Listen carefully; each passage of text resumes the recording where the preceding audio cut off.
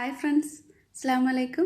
ഇന്ന് ഞാൻ വന്നിട്ടുള്ളത് ഫ്രഞ്ച് ഫ്രൈസിൻ്റെ റെസിപ്പി ആയിട്ടാണ്. നല്ല ടേസ്റ്റി ആയിട്ട് പുറമേ നല്ല ക്രിസ്പി ആയിട്ടുള്ള ഒരു ഫ്രഞ്ച് ഫ്രൈസാണ്. അപ്പോൾ ഇത് എങ്ങനെയാണ് തയ്യാറാക്കുന്നതെന്ന് നോക്കാം. അപ്പോൾ സബ്സ്ക്രൈബ് ചെയ്യാത്തവർ സബ്സ്ക്രൈബ് ചെയ്യാൻ മറക്കരുത്. എന്നിട്ട് ബെല്ലൈക്കൺ പ്രസ് ചെയ്തിട്ട് ഓൾ എന്നുള്ള ഓപ്ഷൻ സെലക്ട് ചെയ്യുക. അപ്പോൾ ഞാൻ പുതിയതായിട്ട് വീഡിയോസൊക്കെ ഇടുമ്പോൾ നിങ്ങൾക്ക് നോട്ടിഫിക്കേഷൻ കിട്ടുന്നതാണ്. അപ്പോൾ ഫ്രഞ്ച് ഫ്രൈസ് ഉണ്ടാക്കാനായിട്ട് ഞാനിവിടെ 2 വലിയ ഉരുളക്കിഴങ്ങ് ഒന്ന് തൊലിയൊക്കെ കളഞ്ഞെടുത്തിട്ടുണ്ട്. എന്നിട്ട് ഇതിൻ്റെ സൈഡിൽ നിന്ന് ഇതേപോലെ ഒന്ന് കട്ട് ചെയ്ത് കളയുന്നുണ്ട്. നല്ലൊരു ഷേപ്പിൽ നമുക്ക് ഫ്രഞ്ച് ഫ്രൈസ് തയ്യാറാക്കി എടുക്കാൻ വേണ്ടിയിട്ടാണ്. എന്നിട്ട് ഇതേപോലെ കട്ട് ചെയ്ത് മാറ്റാം. കുറച്ച് കനത്തേ തന്നെ കട്ട് ചെയ്തെടുക്കണം. എന്നിട്ട് ഇതെല്ലാം നീളത്തിൽ കട്ട് ചെയ്തെടുക്കാം.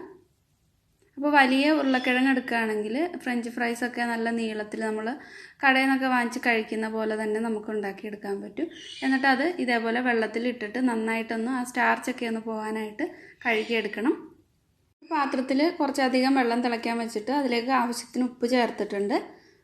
നന്നായിട്ട് തിളച്ച് കഴിയുമ്പോൾ തീ അങ്ങ് ഓഫ് ചെയ്തിട്ട് ഇതിലേക്ക് നമ്മൾ കട്ട് ചെയ്ത് വെച്ചിട്ടുള്ള പൊട്ടാറ്റോ ചേർത്ത് കൊടുക്കാം. എന്നിട്ടൊരു 4-5 മിനിറ്റ് അതേപോലെ വെച്ചിട്ട് ആ വെള്ളം മാറ്റിയെടുക്കണം. അപ്പോൾ ഇത് കുറച്ചൊന്ന് കുക്കായിട്ട് കിട്ടും. ഇപ്പോൾ നന്നായിട്ട് ഞാൻ കഴുകിയെടുത്തിട്ടുള്ള പൊട്ടാറ്റോ ആണ്. അതിൻ്റെ സ്റ്റാർച്ചൊക്കെ പോയിട്ടുണ്ട്. ഇതിനി ഇങ്ങനെ തന്നെ ഒരു 4-5 മിനിറ്റ് ഇങ്ങനെ വെച്ചേക്കാം.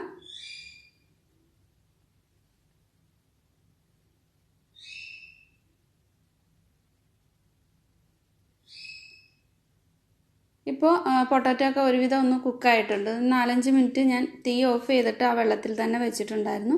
എന്നിട്ട് വെള്ളം കളഞ്ഞിട്ട് ഒന്ന് ഡ്രെയിൻ ചെയ്തെടുക്കണം. എന്നിട്ട് ഒരു ടിഷ്യൂ വെച്ചിട്ടൊന്ന് തുടച്ചെടുക്കുകയാണെങ്കിൽ അത്രയും നല്ലതാണ്. ഒട്ടും വെള്ളം നനവില്ലാതെ വേണം ഇതിനി ഫ്രൈ ചെയ്തെടുക്കാനായിട്ട്. അപ്പോൾ കുറച്ചൊന്ന് തണുത്ത് കഴിയുമ്പോൾ ഇത് എണ്ണയിലിട്ടിട്ട് ആദ്യത്തെ 2 പ്രാവശ്യമാണ് ഇത് ഫ്രൈ ചെയ്തെടുക്കുന്നത്. അപ്പോൾ ഫസ്റ്റ് ഒന്ന് ഫ്രൈ ചെയ്തെടുക്കാം. ചെറുതായിട്ടൊന്ന് ഫ്രൈ ചെയ്തെടുക്കുന്നുണ്ട്. ക്രിസ്പി ആയിട്ട് വേണ്ട, ആദ്യം ഒന്ന് ചെറുതായിട്ട് ഫ്രൈ ആക്കി എടുക്കാൻ വേണ്ടിയിട്ടാണ്. അപ്പോൾ ടിഷ്യൂ വെച്ചിട്ട് ഞാൻ അതിൻ്റെ വെള്ളമൊക്കെ തുടച്ചെടുത്തിട്ടുണ്ട്. ഒരു ചീനച്ചട്ടിയിലേക്ക് എണ്ണ ചൂടാകാനായിട്ട് വെച്ചിട്ടുണ്ട്. എണ്ണ ചൂടായി കഴിയുമ്പോൾ തീ ഒന്ന് കുറച്ച് വെച്ചിട്ട് പൊട്ടാറ്റോ അതിലേക്ക് ഇട്ട് കൊടുക്കാം. ഒരുപാടങ്ങ് ഹൈ ഫ്ലെയിമിലിട്ടിട്ട് ഇത് ബ്രൗൺ കളറാക്കി എടുക്കരുത്. കളറൊന്നും മാറേണ്ട ആവശ്യമില്ല. കുറച്ചൊന്ന് കുക്കായിട്ട് കുറച്ച് മാത്രം ഒന്ന് ഫ്രൈ ആയി കിട്ടിയാൽ മാത്രം മതി. അത് കഴിഞ്ഞിട്ട് എണ്ണയിൽ നിന്നും എടുത്ത് മാറ്റിയിട്ട് വീണ്ടും ഫ്രൈ ചെയ്തെടുക്കുന്നുണ്ട്. അപ്പോൾ ഇത് കുറച്ചൊന്ന് ഫ്രൈ ആയിട്ടുണ്ട്. കളറൊന്നും മാറിയിട്ടില്ല. ഒരു 2-3 മിനിറ്റൊക്കെ ഫ്രൈ ചെയ്തിട്ട് ഇത് മാറ്റാം. ബാക്കിയുള്ളതും ഇതേപോലെ തന്നെ ഒന്ന് ഫ്രൈ ആക്കി എടുക്കാം.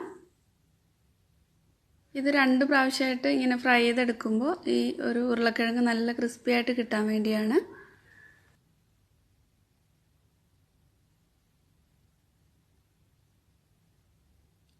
എന്നിട്ട് ഇത് ഒന്ന് മാറ്റി വെച്ചിട്ട് ഒന്ന് തണുക്കാനായിട്ട് വെക്കണം. തണുത്തിട്ടാണ് ഇനി രണ്ടാമത് ഫ്രൈ ചെയ്തെടുക്കുന്നത്. അപ്പോൾ നിങ്ങൾക്ക് വേണമെങ്കിൽ ഇങ്ങനെ ചെയ്തിട്ട് ഫ്രിഡ്ജിലേക്ക് വെച്ചിട്ട് ആവശ്യമുള്ളപ്പോൾ ഒന്ന് ഫ്രൈ ആക്കി എടുത്താൽ മതി. ഇപ്പോൾ തന്നെ ഇത് നന്നായിട്ട് കുക്കായിട്ടുണ്ട്.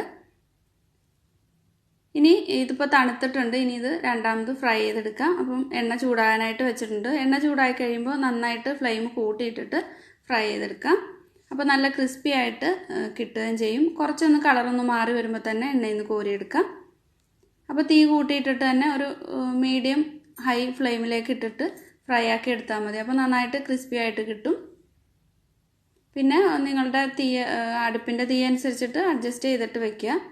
അപ്പോൾ ഇത് നന്നായിട്ട് കുക്കായിട്ടുള്ളതാണ്. പിന്നെ പുറമേ ഒന്ന് ക്രിസ്പി ആയിട്ട് കിട്ടിയാൽ മാത്രം മതി.